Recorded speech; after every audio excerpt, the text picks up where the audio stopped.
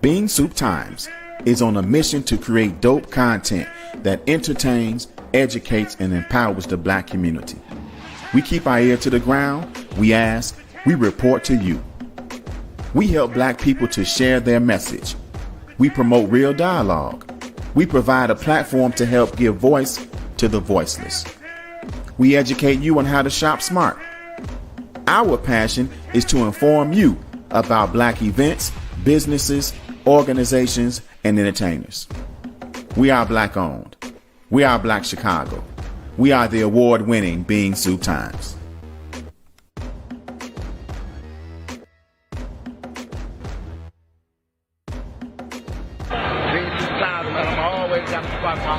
Y'all started off with that lesson, man. Appreciate it. Sean Michelle's homemade ice cream is the only place to go when the ladies crave delicious old-fashioned homemade ice cream. Their vanilla tastes just like Grandma used to make it. With over 35 flavors, all made with the freshest ingredients, Kathy has never had banana pudding ice cream this good. It's homemade ice cream the way you remember, and Sean Michelle's doesn't upset your stomach. Enjoy in-store or take it to go. Sean Michelle's. Fall in love again. First-time customers, buy one, get one free. My name is Dolphin Norris. I'm one of the owners of Dan's Soul Food and Cafe, located at 2523 West 79th Street. Best in the Midwest. My partner is my mother. She's the oldest, wisest living person I know. She can look at her food and tell you if it's right or wrong. She wants three things.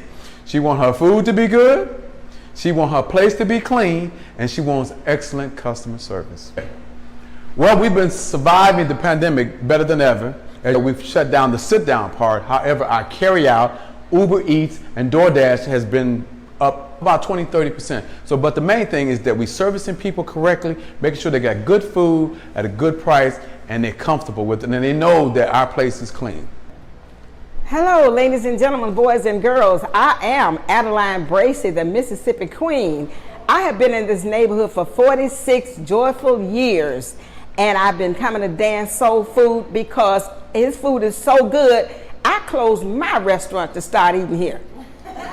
And I'm here today because of the $6 holla. That this chicken is so succulent. Tender, juicy, and the flavor, oh my goodness.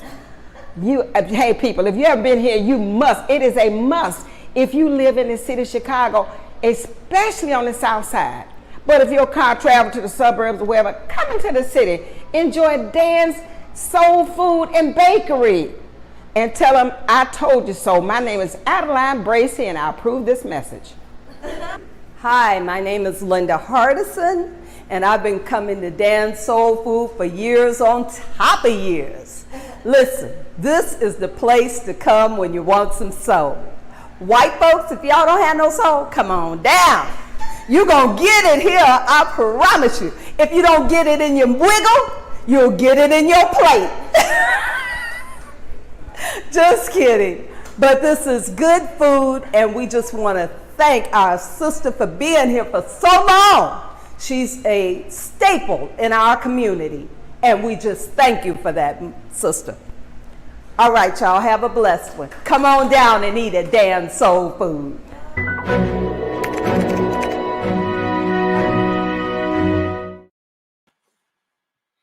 All right. Greetings, brothers and sisters. This is your brother, your friend, Toure Muhammad, with a little echo. Hold on. We got your face. So,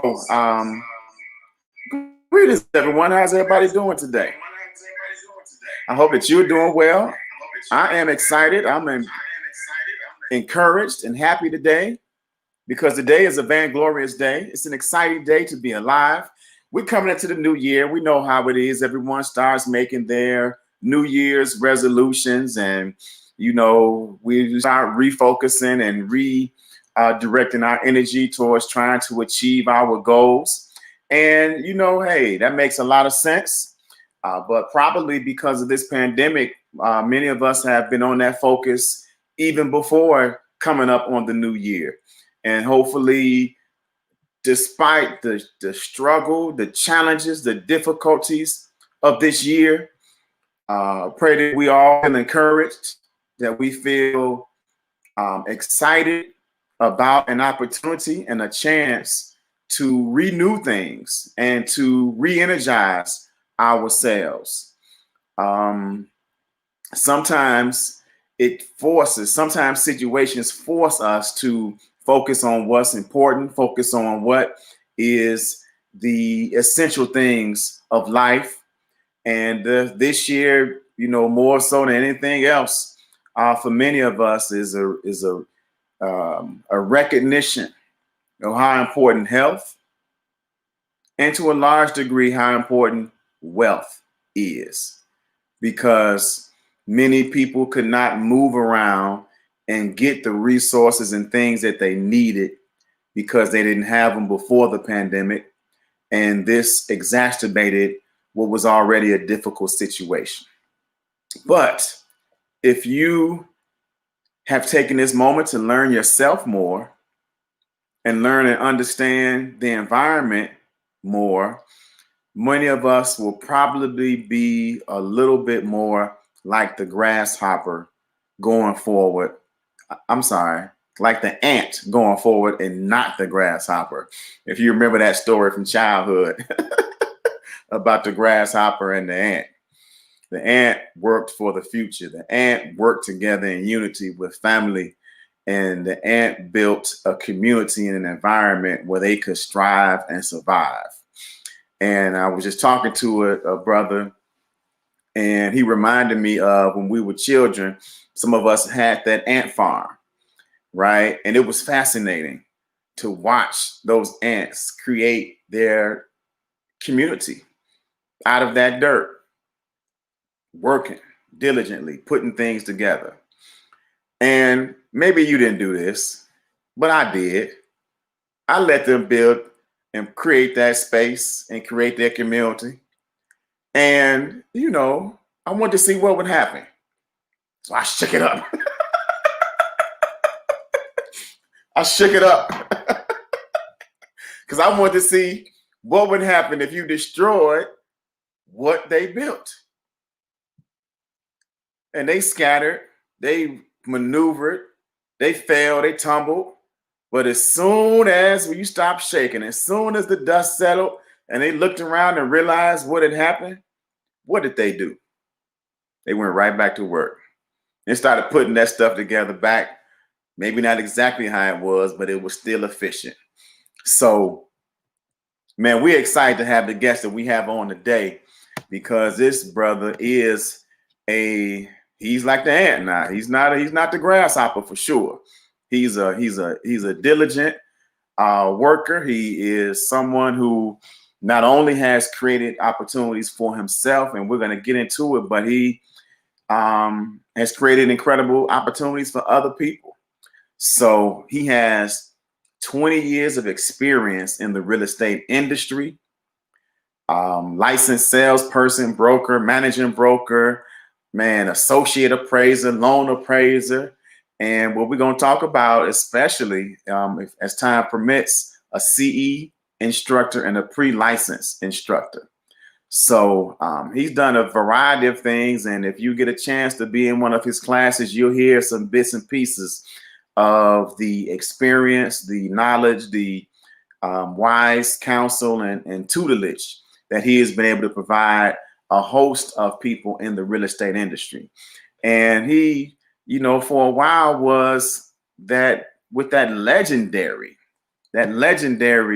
real estate company, Travis Realty Company. And many of us who are in Chicago and understand Dempsey Travis, and how incredible and how important he's been to Black Chicago. So without any further ado, let me bring on my brother, my friend, my cousin, and my coach, my teacher, P. Jamal Julian. What's up, brother? Hey, you got it, man. I'm excited and happy to be here, and awesome to get to talk to you about real estate, which is, of course, one of my favorite topics to talk about besides the community and the ongoings within it and some of the, challenges that we face in the community. Real estate is my my passion. It's where I love to spend as much time talking about with as many people as possible because, you know, some of the history of it, I would say, you know, I'm a student of history and I see where, you know, because of our deficit in knowledge with respect to the industry, we have not been able to capitalize with the opportunities that have been available for us at various points in time, you know? Man, absolutely, man. Absolutely. And man, I hear the excitement and the energy, man, being around you. We had no clue, you know, for full disclosure for people who are watching, man, this is family for real, man. We have some old school pictures and family gatherings. Yeah, absolutely.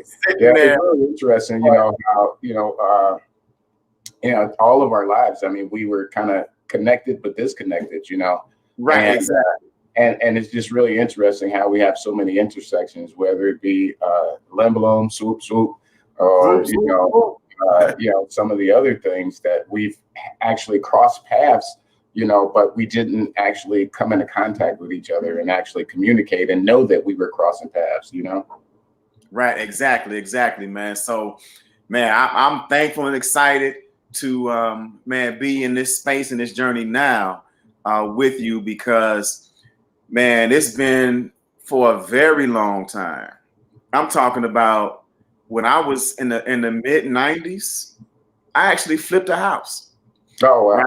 Working with someone, they knew what they were doing. I was just, you know, I came in with a little money and kind of watched the process, but you know, I don't feel they let me see that much. They didn't let me see that much, right?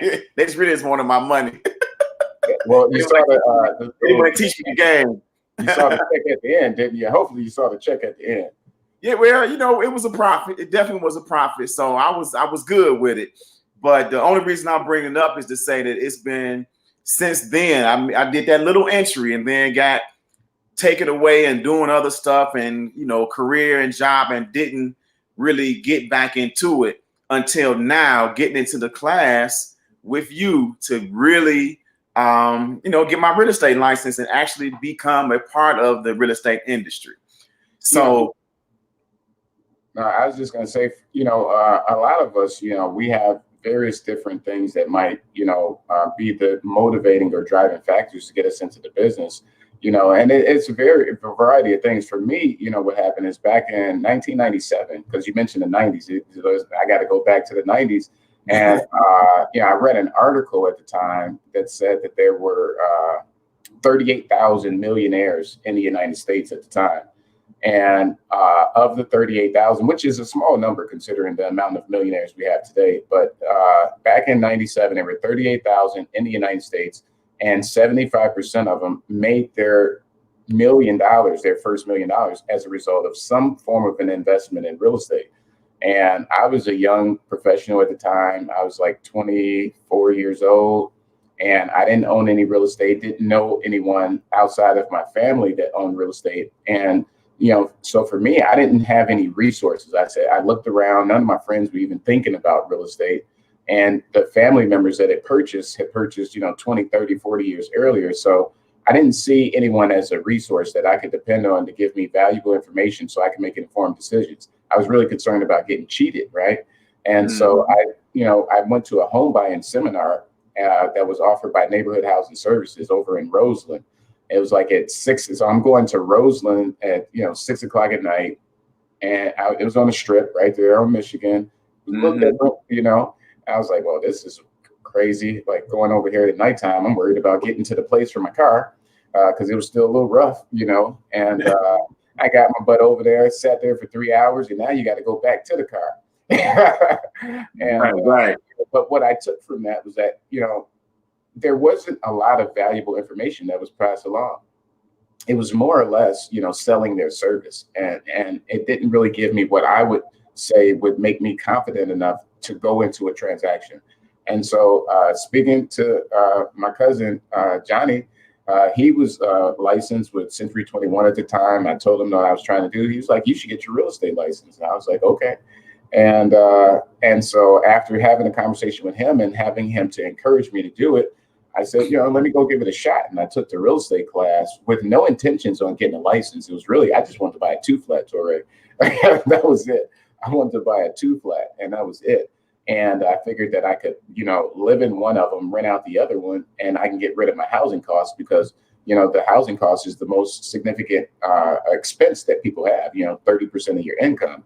And so my idea is like, okay, I get my real estate license. I could I could find a house, a 2-flat, buy it, live in it, get rid of housing costs, and I get to keep my paycheck. That's how this all started for me, And that was back in 1998 when I actually got the license. And I did take myself shopping, and I did buy the 2-flat, and that started this this endless journey here that doesn't look like I'm ever going to leave. And it led me to quit my day job as a controls engineer. It was a wonderful job. I really enjoyed it. It was a nice body of knowledge. I got to do things that a lot of people never get a chance to do, like go on top of buildings downtown Chicago. And so it was actually a wonderful, experience, but the environment was toxic. It was a middle-aged white male dominated occupation, right? And I would constantly be in these meetings with, 50, 40, 30 middle-aged white men that didn't want me to be at the table, and definitely considered me to only be at the table because of minority set aside, right? I was the token, and I didn't mind being the token, I guess, but because I got paid pretty good as a token, but I didn't feel that, I was valued, and I didn't feel like that they wanted me to be there. It was a very uncomfortable environment, to say the least. And so there was a convergence for me of, this job is toxic. There's this opportunity in real estate. I had a brand new kid at the time, and his mom wanted to go back to work. And after the maternity leave, and it's like, okay, convergence, change, right? One of the things you talked about in the beginning is change. Change is something that's a constant. It's something that we're going to have to deal with, right? And so either roll with it or you get rolled over by it. And so for me, it was a moment of change. It was a moment of opportunity, just like we are in today. There's a moment of change and opportunity, because of the turmoil and the challenges that we face. There's definitely, with the use of creativity and a little couple of brain cells, there's an opportunity that surely exists. And so for me, that is where I took advantage of the opportunity. I took a leap of faith. I quit my job, decided to forge ahead full speed in the real estate and be a stay-at-home dad, and all of this new stuff that was all new to me. It was all change. Being a stay-at-home dad, being a self-employed entrepreneur, and getting into this real estate thing and not having a whole lot of resources or people that I could depend on. And so I became my own resource, Man, I love it. So let me ask you this question, and I want you to, give your personal perspective and view and experience on it, because when I looked at deciding to get in the class with you and get my license, I only saw it as a way to learn more. But what you opened up to me was an understanding of how many different ways it is to actually generate revenue and build wealth in real estate. In my mind, I'm only thinking, okay, I'm gonna help somebody that want to buy some property, sell some property, just connect those two. And of course, that is a big part of it, being a broker, but you open up to so many different ways and opportunities with a license to actually generate money besides that. Yeah. Talk to me a little bit about that. Yeah, well, we have this myopic view of real estate and what it entails, right? And it's such a broad profession with so many different opportunities. Yeah, there's one endeavor where you might go have someone that is seeking to buy a house and you help them buy a house, or someone seeking to sell a house and you help them sell it. But there's so many different other things that exist within the profession. I have friends that do right of way work for the railroad. The railroad has to get space to stage for when they're doing some of their construction. I have friends that work in industrial, sectors, people that sell acreage down in agricultural, rural parts of the state. And then you have all of these companies. Virtually every company of scale has a real estate department that deals with their real estate, whether they're buying real estate and owning it, or they're leasing real estate for the operation of the store that might sell their goods or services. So, I mean, it's a very broad thing. I mean, every government entity has, a sector that deals with the real estate that's owned by the government entity, whether it be a municipality or a county. I mean, we have 102 counties in Illinois.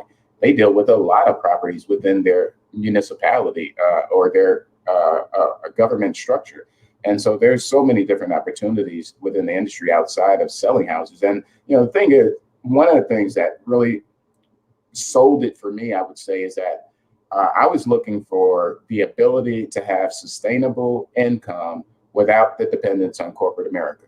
My goal when I left corporate America, and this is April 2002, my goal was to never go back. And with that being said, I decided that I'm going to do everything I can within this real estate space to sustain myself without having to go back to corporate America. And so that's what somewhat led to me getting the broker license after a salesperson's license, or the loan originator's license, or the appraiser's license, or going to auction school and learning the auction part of the business, and just broadening my horizons, but also increasing my skills and knowledge so that no matter what was going on in the overall market, I would still have a way to sustain myself. So when the market decline, or what is recession, depression, whatever the hell you want to call that thing that happened back in 2008, 9, and 10. Well, when that thing happened, I transitioned from the sales side of the business to the rental side of the business. When the mortgages were not being originated, or if I wasn't doing appraisals, well, then there was another avenue that would allow for me to continue to get revenue and sustain myself through the up and the down and the up and the down. And we've been through, a couple of cycles here since I got my license back in 1998. This January makes 23 years for me now. And I quit my job. So I was in the business, and this is not a get rich quick thing. It was very strategic. I got my license in 1998. I didn't quit my job until April of 2002. And I'd say for sure, at least 3 of those years were concentrated towards the exit point, right? And it was a very strategic and planned event. And it just so happened to happen, there were other things that helped to happen to make it happen at that point, but it was definitely planned out, Right. I love it, man. Nothing beats a plan. Definitely having a vision and working towards it. So you mentioned several licenses that you have. Obviously, those created different avenues for you. Before getting into the class, I want to be transparent. I think other people may be thinking the same thing, so you can address this. I thought that the license was just an opportunity for the state to control what you do and to make sure that they got some money off of what you're right? But you making me realize, man, how important it is to protect the public and to make sure that people who are doing these services know what they're doing. Yeah. Well, there's something to be said about competency. I have some sense of assurance knowing that the person that's performing certain services or, engaged in certain activities have been vetted, right? They've gone through some education process. They've gone through some kind of a protocol that would indicate and demonstrate to the broader market here that this person has the level of competency that's uniform with other professionals, so that at least you can have, again, at least some basic or minimum sense of assurance that the person knows what they're doing and they're not going to do anything or put you in any position to harm you. And I think that's very powerful. I think licensing, it is a mechanism that creates revenue opportunities for the state. And so I get that. But it costs money to operate the state government. And the licensing is not very expensive. For a real estate license, it's $125. That I tell people all the time, this is one of the least expensive businesses that you can start with unlimited income potential. The actual class, most schools charge roughly about $600. The state exam is $125. And beyond that, your expenses are going to be of your choice, depending on how you structure your business, right? It could be $2,000 a year or more, depending on what type of stuff you're paying for. But on a first year basis, roughly about $2,000 could get you going as a residential real estate broker, about $2,000. With, again, unlimited income potential. I mean, if you were to do one transaction during that first year, you would probably pay yourself back all the money that it cost you, plus you would probably make somewhat of a limited profit. And then moving forward, you know, if you're actually doing a business, you should be generating a heck of a lot more income than your expense, because the annual expense to maintain the business in residential, it roughly runs about $1,000 to $2,000 a year. And again, that's one transaction worth of revenue, because the average home prices have increased to roughly around $200,000. And so if you were to sell one person a house, or to, you know, do a couple of rental transactions, you would certainly be able to make back that annual cost. And then from that point, you would be making profit. And, you know, it's a very, I think for me, the most significant benefit of having the license, though, is what you can do for yourself, like somebody like you. I mean, you have a network, you have a captive audience, and you can help them. You can provide them with information that you've attained, like your skills and knowledge, and they can use you as a resource, as people have now, you know, come to use me as a resource. Because where I didn't have resources, I became the resource. And then, you know, and now I've developed all these other people that are now resources for their network. And if we continue to grow the network, then we can continue to pass along these opportunities to people. And I think the younger, the better, you know. I mean, I think we got to get people involved in this industry a lot younger than we've been doing in the past. Right now, we're doing better, but I think we still could do a little bit better, you know. Man, so obviously this is why you got into the education part of it, because and you know, you could have gotten the knowledge and just continued to build wealth and be an advocate, but you rolled up your sleeves and became an educator to help people walk through and get this license. So talk a little bit about, you know, why that was important to you. And man, I want to salute you for doing an excellent job at doing it. You know what? Well, I had a really incredibly awesome teacher myself. I went to Century 21. At the time, it was on 118th and Western. And the proprietor of the Century 21 was a married couple, Al and Marquita Pearson. And so, you know, Al was somebody who had got into the real estate business during the time that the business was segregated. And so, I mean, for me, I looked up to him like, man, you're awesome. You were able to build a business at a time where it was such a volatile marketplace, you know, and he wasn't allowed membership to the board. He wasn't allowed to do things in certain communities. And so, I mean, that was really inspiring to me that he did that. And the passion at which he engaged us in the classroom. I was 23 years old, you know, just making 24 years old. And I just felt that he was talking to me, you know. It's like, you know, and so it really lit me up. And I think some of that kind of, you know, some of that rubbed off on me. And I think internally, I didn't know it. I didn't know that I was a teacher, educator kind of a person. But when I think back in hindsight, a lot of what I've done in life was kind of teaching, educating, developing, and doing that kind of stuff. It just wasn't formally, right? And I never viewed myself formally as an instructor type of a personality. Because first of all, I'm not that outgoing of a person, you know. And so it always, for me, it's like I go into a telephone booth and I come out as this real estate instructor on, you know, the night of class, because I have to go through this mental process. Like I got to talk to people in, you know, in an open setting, or, you know, talk to strangers. That first night of class is always kind of scary for me, you know. But I think at the point that I had been in the business long enough to have an opportunity to do some appraisals, have an opportunity to do some loans, have an opportunity to do some auctions. And I did all of this stuff, and I took a class, and it just made me think about all of the classes that I took that sucked so much. Because what I found was that a lot of the classes would be taught by these lawyers or people that weren't in the business anymore. They were retired, and they were just using the classroom as a revenue generator. But they didn't really care, right? They didn't care if you passed the class, you failed the class. They didn't care if you understood the information. They just didn't care. They were just there, and they would literally regurgitate stuff off of slides. You know, back then it was, you know, the overhead projector thing, but they would just regurgitate the crap, or just read the crap right out of the book.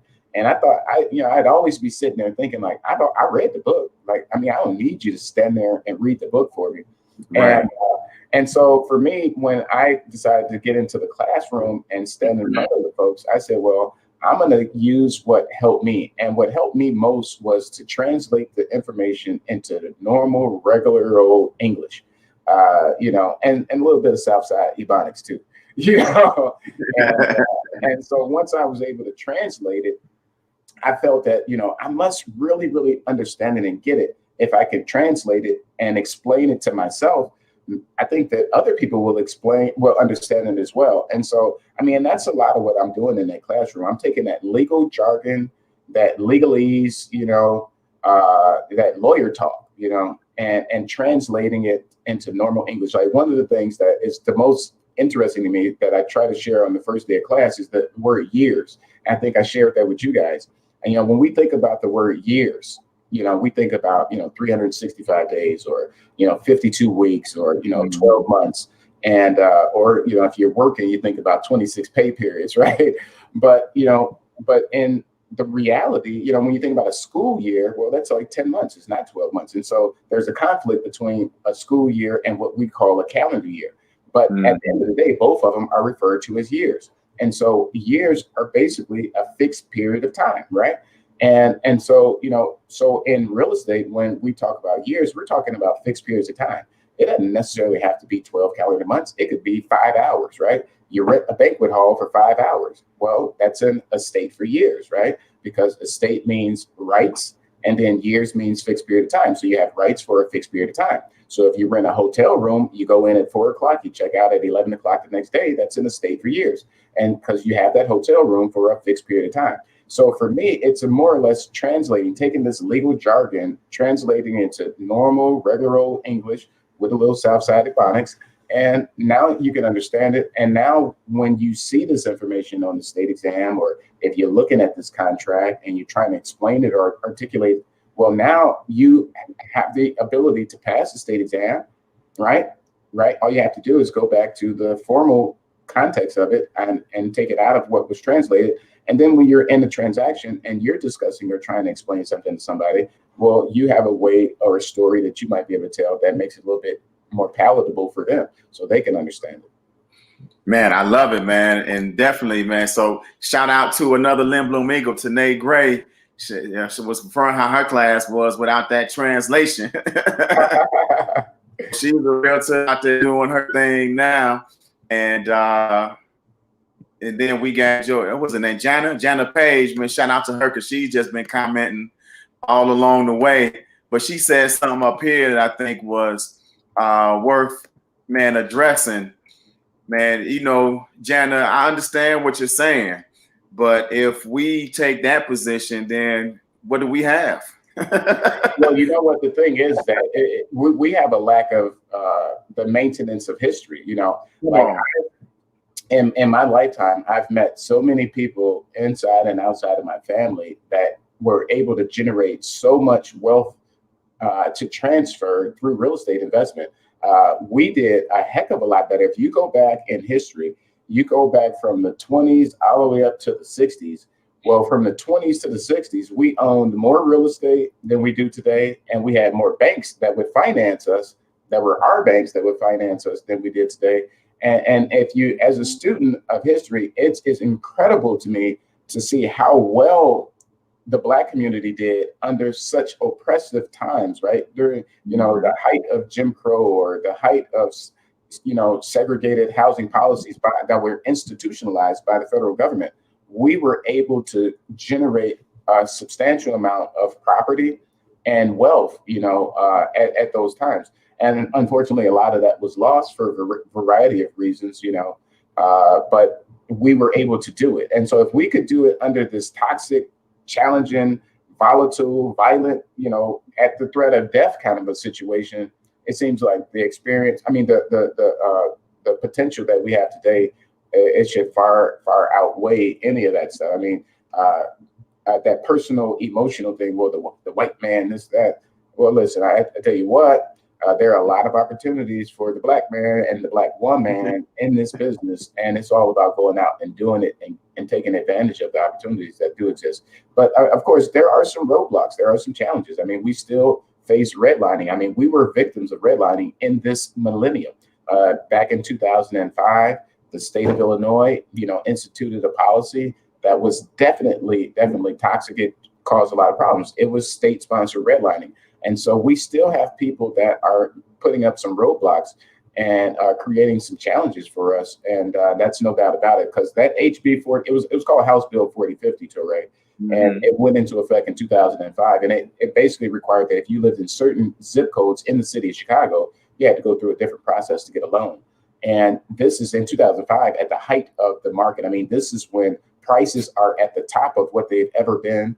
And everyone in the country is enjoying this market. And the people in Chicago were shut out of the market as a result of this state law that was passed. And so, I mean, no doubt about it, we have some challenges. We have people and organizations that are, doing things, they're engaging in policy that could be detrimental to us. But it's up to us to recognize that stuff and fight back a little bit. Like the Association of Realtors, they've advocated for some policies that have been detrimental to our community. So what we as a realtor and a member of that organization, well, on the inside, we got to push back, right? When we recognize that some of those things are not going to be beneficial to our community. Yep. Yes, sir. Absolutely. Man, shout out to Linda Hannah, who's tuning in. That's our people right there. That's family. Yeah. Man, definitely appreciate her. So, okay, she said she was talking about more of the sexual harassment soul of it. Oh, okay, understand, Sister Jana. One thing I do want to say, along with the stories and the real examples that you provide that connect our, real common language to understand things. So we've been in a virtual environment. So I don't know if everyone gets it like I get it, right. But you're humor. You slide that humor in. You know what? I mean, this stuff is not the most exciting of things to talk about, And so I just try to think of things, that I would say can connect and it's memorable. Right. Right. You can remember some stuff, it takes a connection, right? You have to be able to identify with it. And, some of us identify with certain things. And I mean, I happen to be Black. And so I happen to know that Black people identify with certain things, And so I try to make some of those connections where there might be a disconnect. And so that there's a little bit more clarity. And I think it's worked, A lot of people say, man, I've taken the exam and I was just thinking about that story you said about this or that, Right. And I, include, you've been there. And so, but I try to include the students in the story. And so, it's almost virtual role playing, and because if you're playing the role in the story, it's much more likely that you might remember the story. And so I like to put people in the story, make you a broker, make somebody else the buyer, make somebody the seller. And we go through the story and now you have a visual image. I'm a visual kind of a learner. And so like this whole virtual thing is really challenging for me. 'Cause I want to write on the chalkboard or the whiteboard, and illustrate, what I'm saying, because I don't know, sometimes words don't necessarily convey the message as well as the picture might. And so I like to incorporate a little bit of my crude artistic renderings in there as well to kind of help people out, because you might not remember what I said, but you might remember that picture that I might have drawn. And so I'm working within this new environment and trying to use the tools that are provided, as best I can to bring what I would say a live class environment to the person's living room. And no doubt it's challenging, but it's change. And again, I'm one that embraces the change. And I think that we can create a very similar environment. Of course, it's not going to be the same because it's different. Right. But I think that we could definitely accomplish and get to that same goal in this new world that we're operating in and the new environment that we are faced with, And I think, for people that are at home right now, this is an excellent time to take a class, whether it be real estate or needlepoint. It doesn't matter, but this is a great opportunity to learn something. This is a great opportunity to start something. As we got into this virus pandemic, I made it an absolute point in my mind that, I'm going to learn something. I'm going to do something. I'm going to start something, right? And so that's where we are now. We opened up a new office. We're offering classes at our new office, and we're looking to grow within this new environment and take advantage of the opportunities that exist. For those that are interested in investing in real estate, this is an awesome time to invest in real estate. For those interested in a changing career, this is a great time to get into the real estate business. Housing is a basic human need. I mean, people always say, is this a good time? But there's always a good time, right? There's always a good time. Housing is a basic human need. In the decline, there's going to be movement in the real estate industry. In the incline, there's going to be movement in the industry. Whether we have an up or a down market, there is something happening. And there always is going to be something happening within this space. And so you have to be a little flexible, though. Don't get me wrong. I mean, you might not be able to continuously do the same thing. You might have to change, right? But there's definitely going to be opportunities. I mean, there was a point in time where, there weren't a lot of sales when the market was crashing and was going through that. Well, there weren't a lot of sales. So what did we do? We started doing rentals. We started doing broker price opinions for banks because the banks wanted to know, well, I'm foreclosing on this thing. How much is it worth? Well, we started doing broker price opinions and working for the banks and generating revenue by doing that. And so there's definitely, I mean, when we got some up markets, down markets, there's all types of markets that are to come in the future. And so you just have to position yourself to take advantage of whatever the opportunity is, regardless of what the market is doing, up or down. And I think that we have to consider that. And but this is a great opportunity right now to get into the business as a professional, as an investor. And the thing about investment that a lot of people don't think about with respect to real estate is that it's no different for me than the securities market. You can be an active investor and you can go out and buy some rentals and manage those rentals and be a landlord, right? The lord of the land. Or you could be a passive investor where you find a really good team of people, including a broker, an attorney, a home inspector that will go out, locate properties, you close the deal, and then you have a property management company that manages it. And so all you have to do is worry about getting your butt up and going to the mailbox and getting a check. So you could be just like with the stock, right? The stock market, you could, get you a broker, they'll go out and do the thing and manage it for you. Or you could do it yourself. You could day trade or, trade in Forex or all of that other stuff and do it yourself. And so it's really about how involved you want to be. And for some, it's probably not a good idea that they're involved at all. They should probably hire a management company, just like they should probably hire a broker to manage their trades in the stock market, But for some, it is a good idea that they oversee and manage because they might be good at that. It might give them something to do. And then they save money, right, by doing it themselves. But it's not for everybody. That's for sure. Right, man. That's beautiful.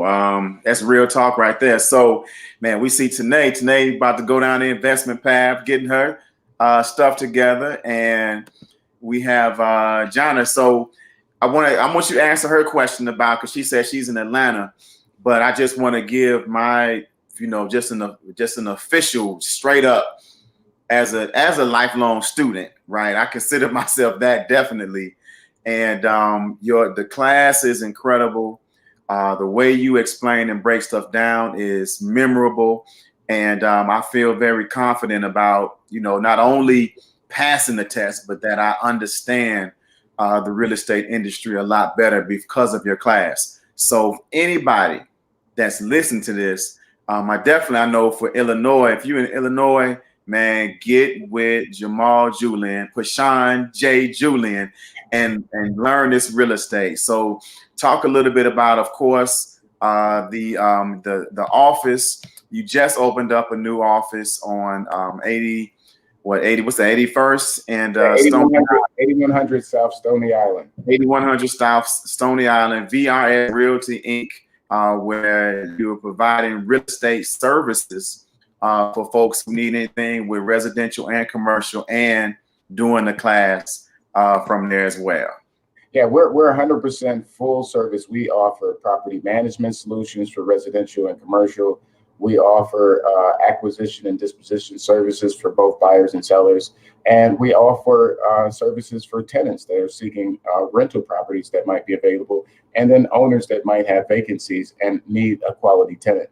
And so, I mean, we can help with any of the real estate needs that someone might have. And of course, I welcome anybody that might be interested in a career in real estate to consider us as your education provider. I mean, our classes, we have partnered with the school AHI. I've been a partner of AHI for, it'll be 15 years. In 2021, we'll be going on 15 years. I've worked with that school. And I've worked with some other schools in the past as well, but I believe that this school has the most quality offering, and they work with me in such a way that it gives me the flexibility that I could do my thing without, this corporate thing all over my head. And it gives me a little bit of flexibility, which makes it a little bit easier for myself and the students that might, come to the classes. And, our classes are offered via webinar for folks that don't necessarily want to leave their home. And we do offer, live in-person opportunities as well. And we teach continuing education for those that have a license. And that's one of the things that I do want to spend 1 second talking about. On more than one occasion, I've made efforts to bring real estate education to the Black community on more than one occasion.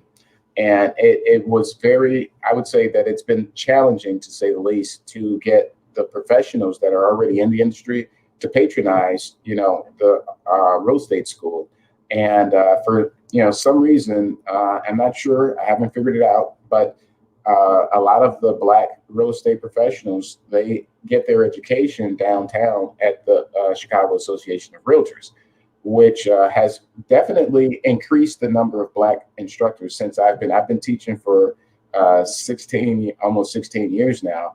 And they've definitely increased the number of Black instructors when there usually only be white instructors down there.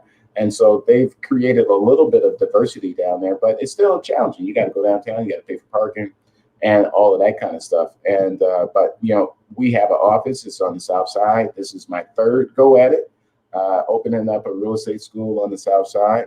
And hopefully this time, the community comes out and supports it, whether it be pre-licensed education or continuing education. Now, a lot of the folks on the South Side, they've taken my classes before, but then they end up going to the board.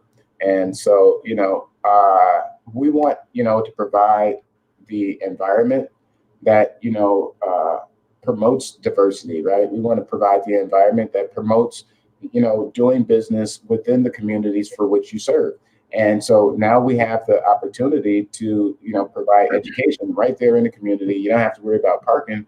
And so we just need you guys to patronize us so that we can stay around. Man, absolutely, man. Well, I'm definitely encouraging it. And man, giving my stamp of approval, man. But not that mine matters that much, but I want people listening to know that. But along with that, I know you've been a board member for the Association of Illinois Real Estate Educators, and in 2018, you were named a Real Estate Educator of the Year. So it ain't just me saying it because you heard me say in the beginning, Lynn Bloom, and we family and cousins and all that. I'm not just saying it because of that. I'm telling you that this is what this man does. He's certified, bona fide, and you all know I don't. I got plenty of friends and family I don't vouch for. So it take more than that, but when that is included, man, it makes it that much better. Hey, I appreciate it. I really try hard. I really care, more so than anything. I mean, I could go and work, on the North Coast up there in Winnetka, or go out to, Hinsdale, or some of these multi-million-dollar areas. I mean, I know the owners of all these companies. I know the folks that own all of the largest real estate companies in the state of Illinois. And they would love to have me to come to their office and teach their people and get their folks licensed. I got people that literally send agents from down in Peoria up here to take my class, and because they see the value and they see the success that we have attained when people take the class with me. And so they do that. But that's really not where my interest is. That's not why I do what I do. I do what I do specifically 100% for the people in the community that created me, right? And I grew up in Chatham. I grew up in a neighborhood that, it was owned by the people that lived in the neighborhood. When I went to the grocery store, there was a black guy that owned that Amico on 87th at the Dan Ryan. There's a black guy that owned the Shell across the street. There's a black guy that owned the McDonald's and the food, what's his name? The food basket. Food basket, right. All of the business, the bowling alleys, everything in my neighborhood, the dry cleaners were owned by the people that lived in my neighborhood. And so I come from that kind of an environment where we were encouraged to be self-sufficient and to create for self and do for self and patronize, the people in your community. And so, that's what this comes from, a very holistic kind of a thing where it's like, I see where we have been hurt by this. I'm an insider now, and I can help to heal some of that by providing an opportunity for some folks and the body of knowledge that they can use so they can advance themselves. And hopefully, because of the spirit that I give the information, that they'll be encouraged to give this to somebody else as well. And if we keep giving to each other, then we'll all have it and we could all use it and we'll all benefit from it. Man, definitely. So we did mention this, but definitely because, man, some of my best friends are members of Omega Psi Phi, and you are a member of Omega Psi Phi.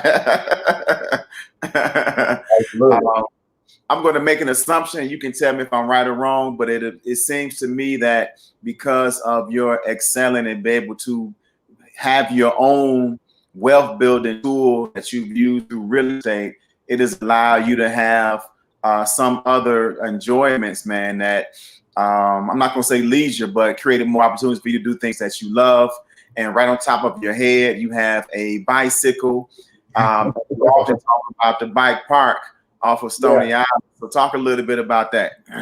Well, I've ridden bikes all of my life, of course. Like I taught myself how to ride a bike. I mean, that's part of the whole thing for me. It's like I didn't have a lot of anybody for anything.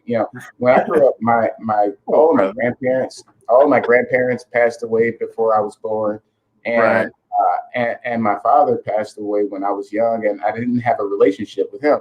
And so, for me, I was my own resource for everything. I used to have a little bike, and I would grab the gate and scoot down the gate until I go and I let go of the gate and I pedal about 3 times and fall into the gate, And at some point I figured it out and I was able to totally let go of the gate and no longer needed it, that help, assistance, And so for me, the bike was independence, right? It was freedom, right? I could go where I wanted to go. I was off the leash, right? I was totally 100% independent, able to move around. And so for me, the bicycle represented freedom. It represented mobility. It represented access, right? And as I'd say maybe about 6 years or so ago, a buddy of mine had a little bicycle club, and he and I, got together. We grew up together in Chatham, and he had a bicycle club, and we got together. We talked about it, and we saw this video of this organization out of Detroit. And we was like, man, we should do that in Chicago. And so we developed the organization, Slow Road Chicago. And the spirit of it was that we would encourage people from the various communities to come out of their homes and enjoy their communities, And we decided that the reason that a lot of people didn't come out of their community, come out of their homes and enjoy and embrace their communities is because of fear.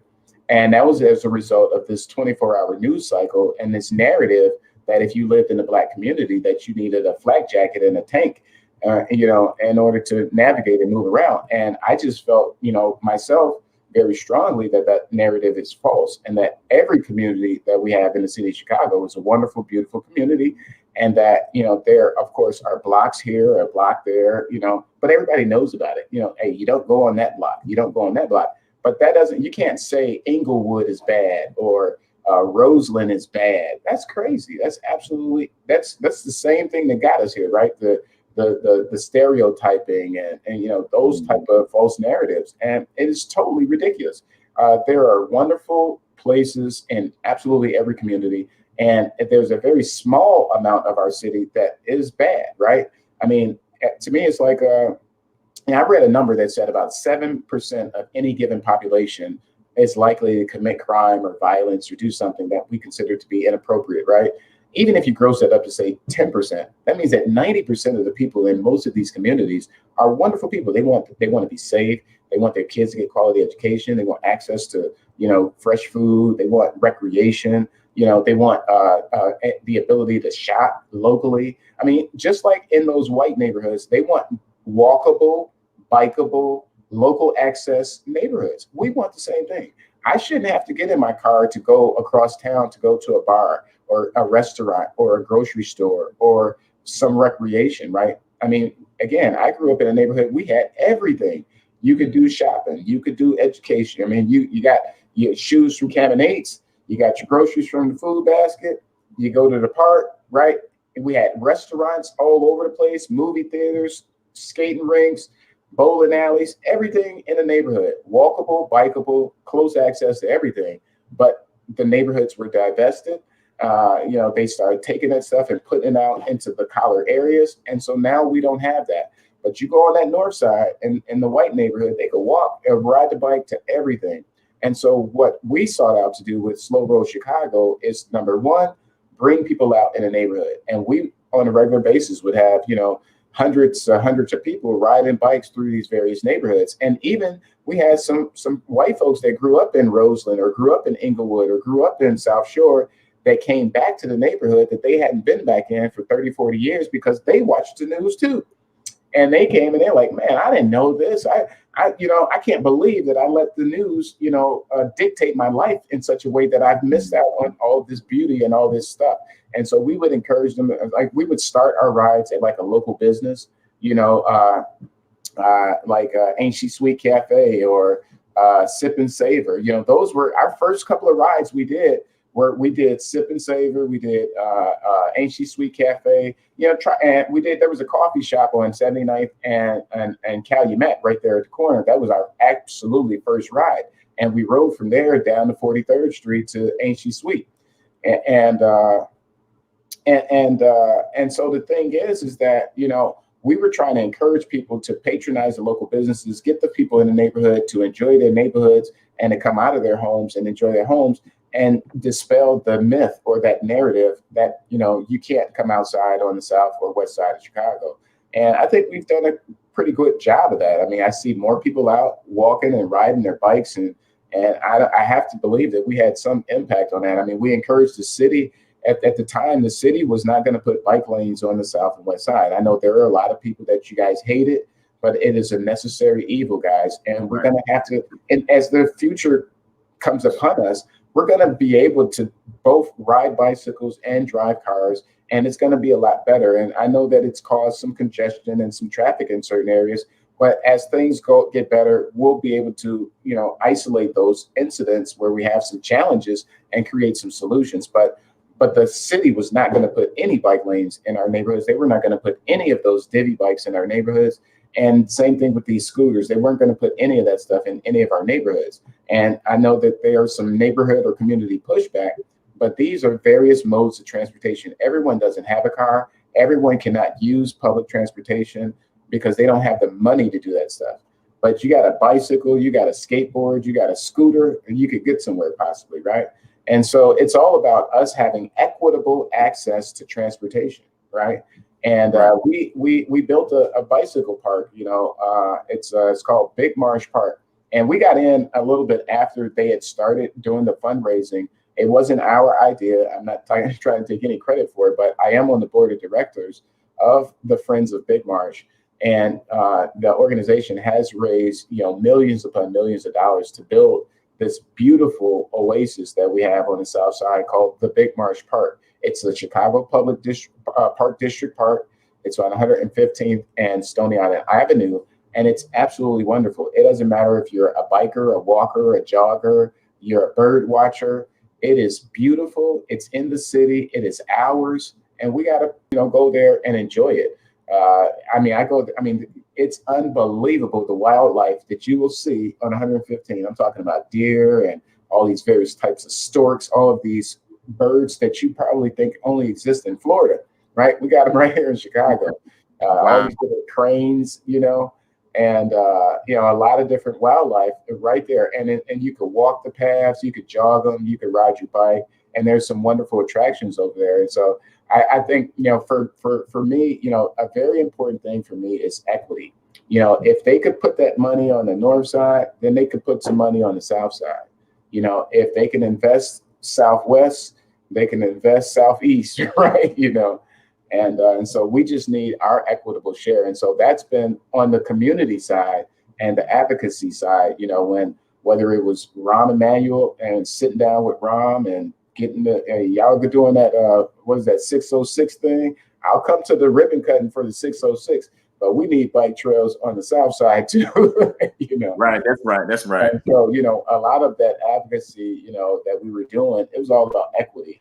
And my friend Obai, he's taken this thing and gone, through the roof with it. He has an organization, Equity, they're doing some wonderful work right now on equity with respect to different investments that are being made. And we have to have a seat at the table, and we have to ask for our share and not be ashamed, right?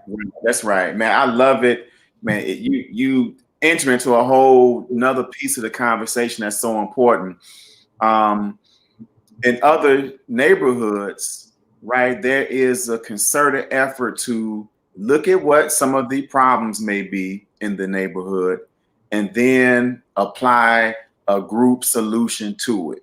Right. Businesses and the community and the elected officials come up with the solution together and then find the resources to make it happen. Oftentimes in our community, we just sit back and blame the politician. They are part of the solution, but we should be coming to them not only with the idea, but with a plan to make certain things happen. And man, just what you're talking about, we don't realize how important that component is, creating safe spaces for people to just come out and enjoy the city and enjoy parts of the city, help to decrease some of the things that concern people. Yeah, well, one of the contributors that we found, and we actually were able to get some statistical data to support it, is that when you have walkable, bikeable communities, you have safer, healthier communities. And this is not something we're pulling out of some orifice here. We have actual statistical data that substantiates that. When you have more walkable, bikeable communities, they're healthier, they're safer, more livable, and more sustainable. I mean, it's just a matter of fact. And that's why, like these 55 and over communities that, the retirement ones, they're totally self-considered, right? They have everything right there readily available in close proximity. Proximity and health has a correlation, right? And so there's been a concerted effort to make us, get in our cars and drive out of the communities when in other communities they're bringing stuff closer, right? Right. And that's not right. That's right. And we can do something about that, man. So shout out, my mom is tuned in. She didn't know about the park over there and the bike park. And Dana, he wasn't talking about coyotes and wolves, and she said you had until you said wildlife. But they're soft and fuzzy. Birds. Yeah, birds, right. They're the birds, right? They're gonna fly away. So man, tell people again how they can get in touch with you for their real estate needs, residential, commercial, and all of that, and then also for education purposes. So if anyone's interested in, if you have any absolutely questions at all, I will freely give my telephone number. It's available, it's public. It's 773-440-8700. That's my telephone number, 773-440-8700. And that's how anybody might be able to contact me. Sometimes, you're not able to, shoot an email or any of that kind of stuff. So that is available for you. But my office address is, it's VRS Realty. It's 8100 South Stony Island Avenue. And that's Chicago, Illinois, 60619. And the website for our office is www.vrsrealty.com. And if anyone's interested in education, you can definitely give me a call and we can talk about what your educational needs might be. But you can also email me, and my email address is my first name, which nobody probably knows, is PAUSHAUN. That's Pashawn, and that's at VRSrealty.com. Pashawn at VRSrealty.com. And maybe I could put it into the comments, into the chat there. I put the number and the address to the to the real estate company and the website up there. So yeah, you can put the email in there, and they got everything. Okay. Cool. Man, so beautiful, man. We appreciate you. We thank you. Whatever else, anything else we didn't cover, you want to make sure we cover. Shout out to David Reynolds, says knowledge reigns supreme. Great job, Jamal, Julian. Hey, thank you, brother. Thank you. You know what? I think Michael, let me mention him right with Born Vain. Man, he another, Mary Nook, Chatham, East Side. But definitely, man, been doing some incredible stuff with his artwork, Born Vain art. So we definitely, man, appreciate that, brother, for tuning in. Yeah, well, I just encourage everybody to take advantage of whatever downtime it is that you might have. A lot of us have a lot more time, and take advantage of the time you have and increase your knowledge on what you're doing, learn something new, or take a leap out and try something different. Start a business in your spare time, and the opportunities are phenomenal right now. And you think about it, Toure, Facebook and these social media sites, they started right around 9/11. I mean, 2001, where a lot of this social media stuff blew up. It was at a time that we were going through some significant challenges. And so as though we're going through some significant challenges right now, there bears some opportunities for some of you guys. And I hope that you guys take advantage of it. And I definitely encourage you to do so. That's right. Oh, that one, I think we didn't hit one question somebody had about Atlanta. What if somebody's out of state? What can they do if they're trying to get their? Now, Illinois has reciprocity. We have contracts with various states where we basically make it easier for their residents to get our license, and then their state makes it easier for our residents to get their license, vice versa. So I know we have reciprocity with Colorado, with Nevada, with Indiana, Wisconsin, Michigan, Florida.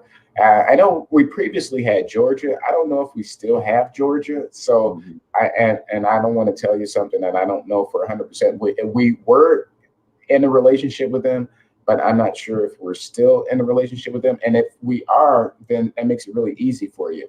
Because if we still have reciprocity with Georgia, you could actually get a Georgia license and also, get a reciprocal Illinois license without having to take two different classes. Wow.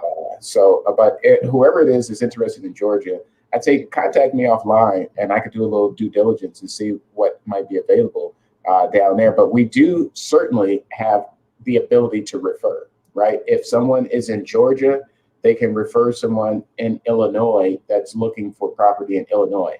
And if someone's in Illinois that's, looking for have somebody that's looking for property in Georgia, well, you can refer someone to a Georgia real estate agent. And we get paid for referrals. Like a buddy of mine bought a place in Indiana. It was nothing but a telephone call to Ray. I called the guy. I said, hey, I got somebody who wants to buy in Indiana. I did the referral agreement. I sent it over there. They signed the referral agreement. They took my buddy shopping. They sold him a house. And I got out of the mailbox a check for $1,800 for a referral. Right. So you can get paid off of referrals, if you're in another state, but you got to have a license, though. That's the key. You gotta have a license to legally get the referral. So this is not the illegal stuff, right? This is the legal stuff. Right. We teach that class at a different time, and it costs a lot more. Yep. Man, I appreciate the information you gave on how to take a house too. Oh yeah. It's some free property out there. You just got to take it. We ain't gonna talk about that. You got to get in the class and find that out. Yeah, we can talk about that one a different day. Yep. So, man, I appreciate you, man. Definitely, man. Would love to have you on anytime. We can chop it up about real estate. You are officially my real estate coach and teacher. So I appreciate you for coming on and sharing some knowledge with us as well. You gonna put the email in the comment section, right? So Yeah, Janice, I'm trying to figure that out. I can't seem to figure out how do you do that. oh, okay. Well, what is it? PAUSHAUN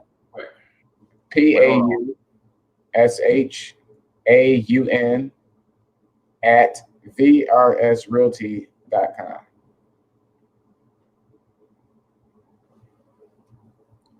PAUSHAUN at VRSrealty.com. at VRS Swoop. Realty. 92 Swoop. Okay. REALTY.com.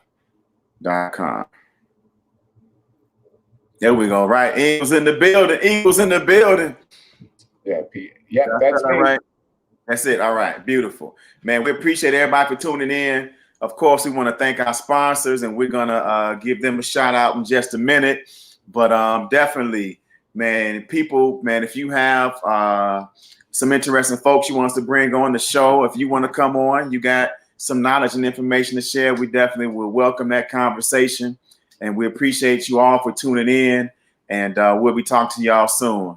So, Brother Jamal, thank you, man, for coming on the show. We appreciate you as well. All right. Hey, thank you, brother. All right. Yes, sir. All right. So definitely shout out to my people, Sean Michelle's Homemade Ice Cream. These are our sponsors, brothers and sisters. They help us to make sure this show continues. They advertise with us. They support us. So, man, definitely spend your money with these incredible, beautiful Black-owned businesses that are doing their thing in the city of Chicago. We want you to check out that Black Muslim Business Directory. Muslim in business, go there and list your business. And man, Sissy's Taco Bar got some tamales they rolling out, man. Delicious tamales, man, for those folks who want to get some authentic tamales. And then, of course, man, shout out to MyJ Motors. We appreciate them for being one of our supporters, and we support them. If you're trying to get a new vehicle, man, it's not that far. Get out there, go Google them, or go to their Facebook page of MyJ, AMAJAY Motors, and man, tune in and check them out. And we're gonna close out with a little. This is an appeal, if you will. Those of you who are in business, those of you who are trying to figure out your marketing, you're trying to figure out, man, you got your website, you got some flyers, you got certain things going on, but you've been struggling through the pandemic, and you know there's more that you could be doing. You hear about Facebook ads, you hear about Google ads, you hear about, you know, what you should be doing on social media, but you don't really have the proper direction to kind of put everything in order to help you get to that next level. Well, for those of you who do know and understand, man, we've been in this field, man, in marketing, advertising, and publicity for a few years now. You know, I started off as a print journalist, then went from print journalism to communications with nonprofit organizations, helping them to get the word out.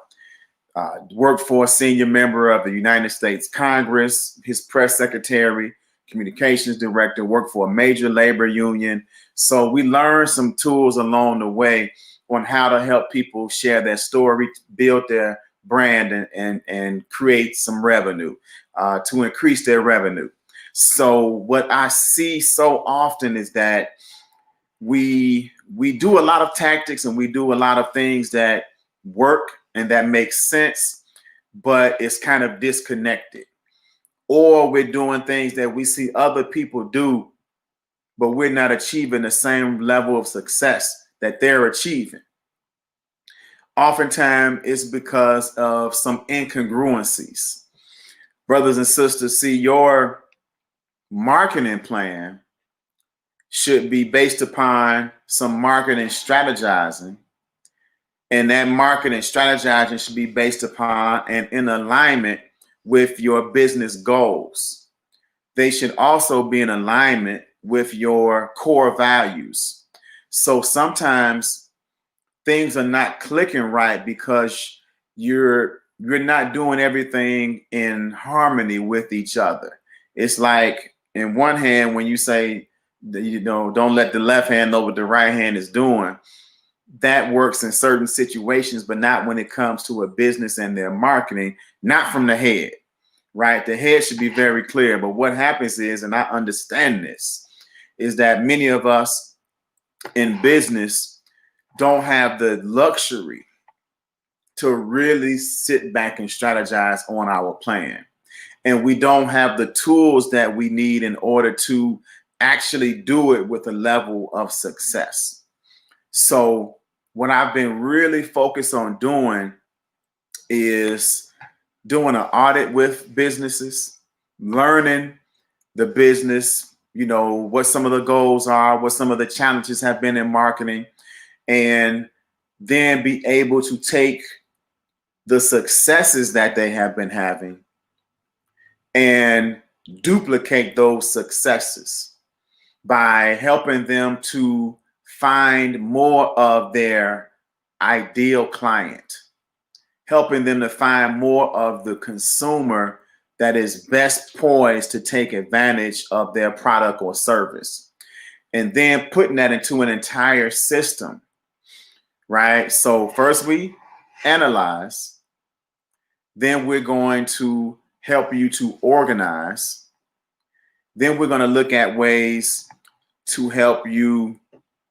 synchronize, and then help you to implement this type of plan that will let you be more comfortable and clear with what you should be doing every year, every month, every week, and every day to help you consistently march towards your goals. A customer walking through the door, a customer purchasing on your website cannot happen by accident. It can happen with a concerted effort that you take to build your business in a way and build your marketing infrastructure in a way that will ensure that you take the guesswork out of what you're doing and be able to actually project, right? Okay, we did 20,000 in sales this month. And if we do A, B, and C, we'll be able to get 25,000 in sales, right? If we do C, D, if we do X, Y, and Z, right, then we'll be able to have more people coming into and inquiring about our services. If we do GEF, right, then we'll be able to create more opportunities to display our expertise, right? There's so many different things that we see other people doing, but if we notice the ones that do it well and do it consistently, you see that they have a system that they're doing.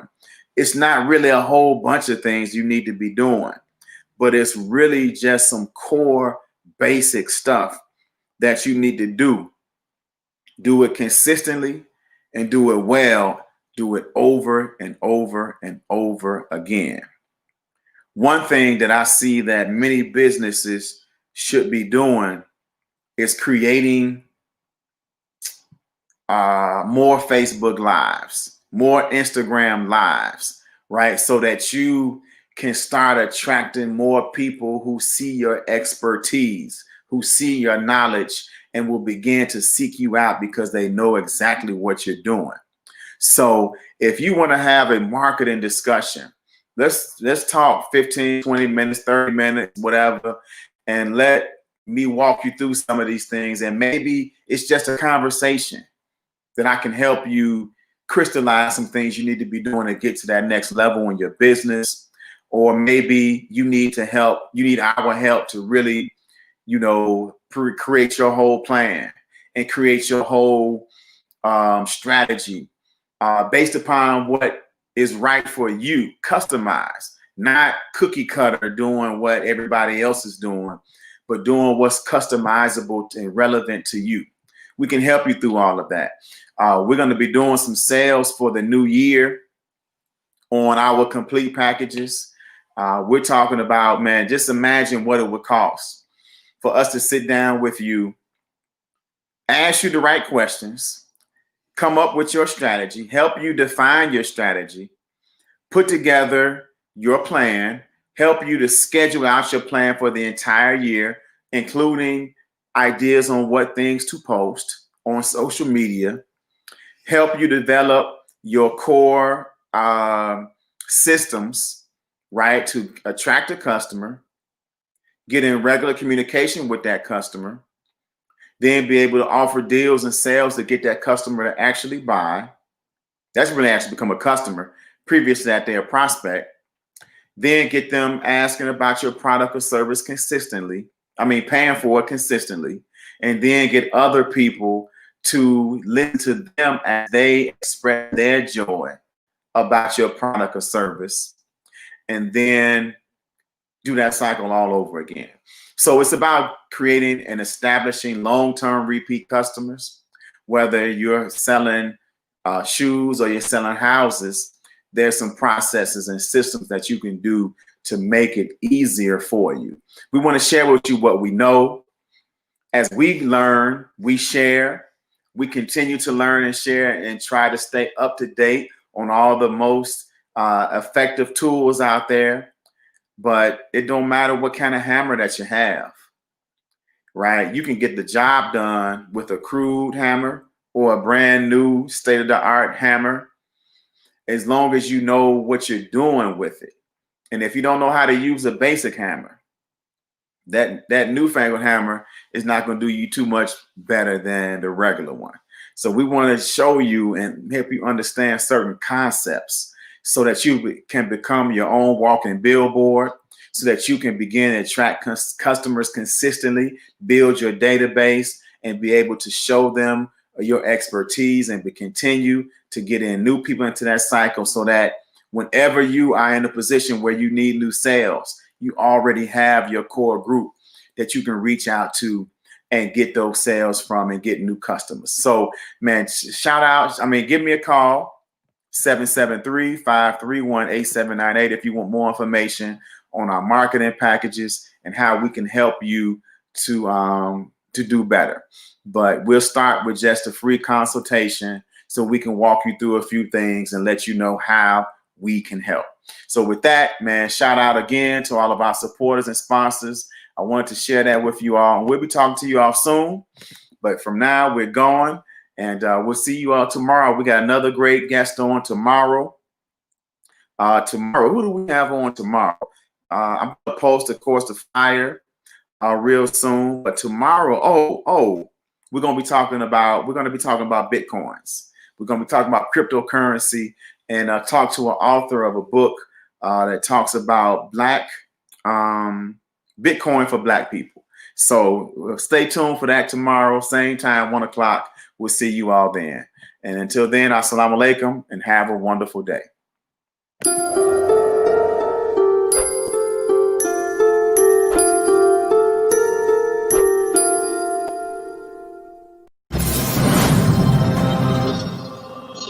Greetings. My name is Toure